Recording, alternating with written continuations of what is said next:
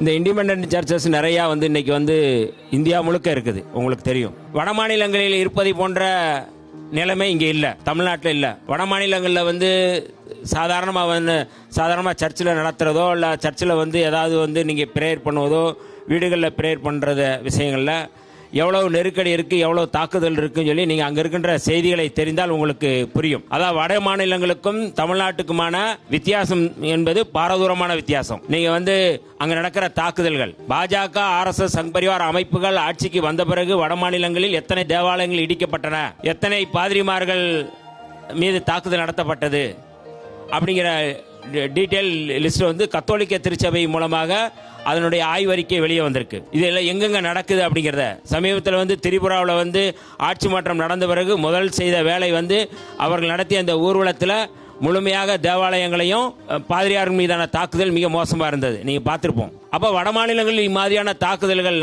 நடத்தப்படுகின்றன.